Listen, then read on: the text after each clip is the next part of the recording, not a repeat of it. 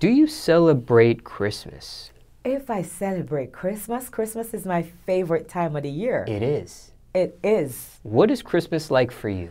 Christmas takes me back to being a little kid. I get excited to see the trees and the lights, the family time. Because I travel so very often, I'm on a plane every 3 days, and I'm not exaggerating. I'm back and forth from my country, Jamaica, to Atlanta, shooting Love and Hip Hop, doing performances. I have 2 to 3 shows every weekend, so I'm always traveling. But I tell my travel agent all the time, they know, never book me for Christmas. Never book me for Christmas time. So I'm always in Jamaica with home. And that's the only time I get to see my family. That's the only time we get to do competition in the kitchen and cooking. And I'm always winning. And my rice always tastes better. And we're always competing. And it's the only time I get to bond with my family. And I'm a mother as well. I have 2 kids. And I'm always, you know, away, traveling. And so I get so excited when I buy all these gifts for them and I hide it from them and they're opening them and they get excited. It's just, it really means a lot to me, Christmas. Now, when you tell your booking company, booking agent, don't book me for Christmas, is it just Christmas Day, Christmas night? Is it the night before Christmas too? Is it the day after? Because I know people can get booked Christmas Eve, the day after Christmas. So when I say don't book me for Christmas, it's the entire time. So Christmas Eve, because you know, Christmas Eve we stay up, we make the sorrels, we make the, you know, we season the meat, we start preparing for Christmas. And you don't want to be tired or do a performance the day before Christmas, and then you start to sleep out the entire Christmas, or you feel loggy or drowsy. We want to wake up early in the morning and start singing and opening gifts and excited. So it's the entire, maybe even a week before Christmas. But if the money is good sometimes, I may take like a show a couple days before. Have you ever performed on Christmas before, just in your history of doing music? I have. You have? I have performed on Christmas Eve, Christmas, and I just stopped because it's just too much. Because I go so hard for Christmas, I'm always broken to leave home to go perform somewhere on Christmas. So over the years, that's why I've stopped. I see.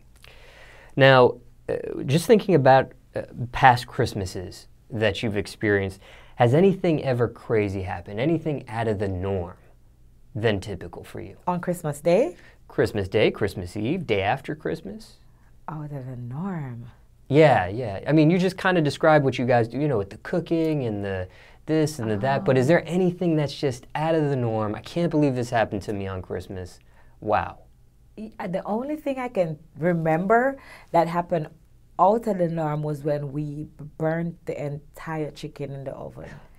Like we were cooking, I remember everything, oxtail, curry goat, fish and everything. And we put the, you know, the entire chicken in the oven, and somehow we had other chicken like French fried chicken and stewed chicken and da-da-da-da. We forgot the chicken in the oven and it was just burning, and we were there and I was like, what's that? And when we took it out, that was horrible. Who gets the blame for that? Was there name calling? Was there pointing? There was a lot of name calling, a lot of finger pointing. I was like, Mommy, you put a chicken out. She was like, but I thought you were cooking. That's something that happened out of the norm. Now, what was the remedy for that? Was there other food that you guys ate? Oh, there was too much food. Okay. So we didn't even care at that point about that burnt chicken. There was too much food in the house because, I mean, I think for Christmas, that's where I really spend a lot of money. When it comes to food, I maybe have like a couple $100,000 for because I want every meat there, and I go really all out for Christmas. So what's like, I guess, Christmas dinner for you? What's typically on the menu? Christmas dinner. What's on the table? What's okay, the spread? so for me, Christmas dinner, ham. Okay. My ham with pineapples and cherry, that is a must in the middle of the table. Turkey needs to be there. Chicken, of course, needs to be there. A piece of fish, like a slice of fish on the side. Okay. Oxtail has to be there. But you cannot have a Christmas dinner, even if you're going to invite me, and not have potato salad. That is my number one. It has to be there. Potato salad. I love potato salad on the side. I'll eat it alone without no rice, like just eat the meats and all of that, and salad and vegetables with a little potato salad. So I love potato salad. Now, what do you particularly cook?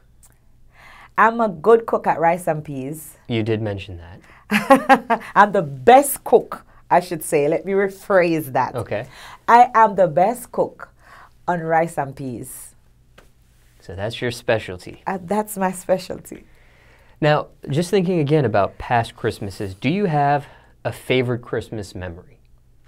Favorite Christmas memory? Yeah. I do. Could be when you were little, too. I want to share two. Okay. When I was younger, my father died when I was 9 years old. But it's funny how my Christmas memory, I only think about it now since I'm older, because at the time when I was younger, I didn't understand what it was. So when I was younger, we used to live in a board house in Jamaica. My father, he used to use like his regular socks. You know, your socks that you wear.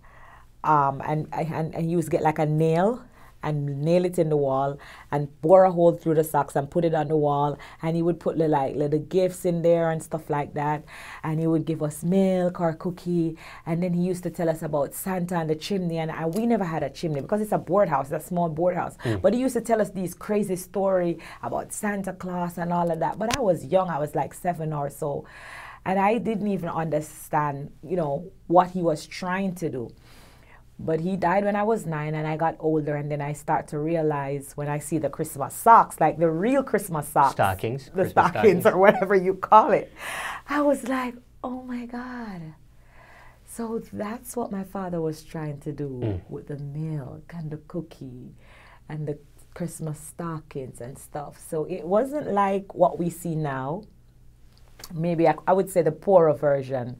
But the fact that he tried to do that, or to give me that life, or to let me experience something out of nothing, it doesn't matter. That is it will never leave me. That's a good Christmas memory for me. And then my other one is sharing with my kids when my son Nicholas gave me a picture frame with, you know, my daughter and I. He's also on the picture, and they wrote on it and they said, "You're the best mom in the world," and that made me cry. Those two memories on Christmas, I have them in my heart.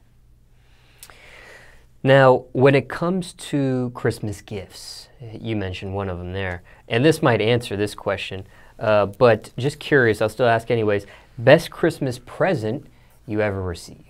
Yeah, I think I just answered it. That one, right? That's my best Christmas present that I ever received for my kids, that picture frame. It just meant a lot, and they thought about it. They told my sister, I want to frame this picture for my mom, and she took them to the place, and they chose the frame, and they wrote on it, and it was just so sweet.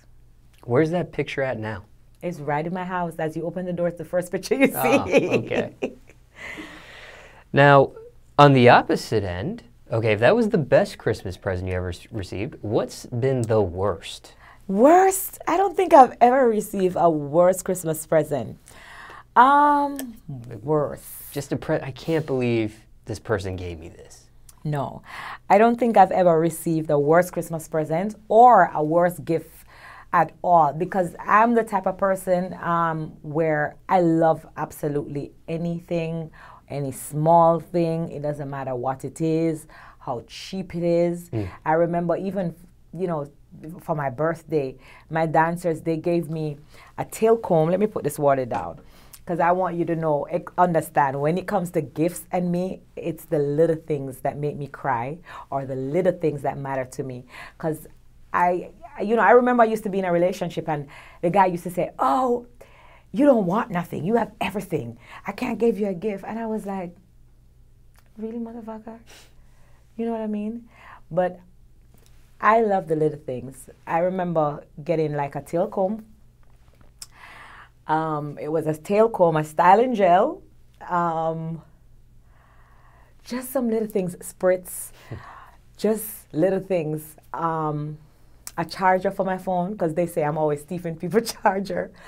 And they put it together. And when I got them, just some little cheap stuff, that also made me cry. So for me, it's just the little things that matter. So I've never received a worse gift for anything. Ever received coal? A coal? Coal. What's that? Coal, like if you're bad for Christmas, they say you receive a coal, like a little piece of charcoal. Oh, You know, the little black piece of charcoal? Oh, I have no idea. We don't do that in Jamaica. I have no idea what that is. What about, okay, what's your policy on this when it comes to gifts? Regifting. You ever receive something as a present and then re-gift it, giving that off as a gift? All the time. I do it all the time. Okay. I do it all the time. I'm sorry. I receive gifts from people who I probably have it already, or have the exact same thing and have no need for it, and it's wrong. You're not supposed to give away something that someone gives you, but it's just going to be sitting there eventually until it rots. So you're more recycling. I don't have a problem regifting. Now, okay, what about this? When it comes to Christmas, obviously Santa Claus is a big deal to some, right? Mm-hmm. How and when did you find out Santa wasn't real? How did I find out? When did I find out? Maybe when I was about, I don't want to say the age because I don't remember, but when I was an adult. Oh. Or probably going to school, like, when you start to have sense.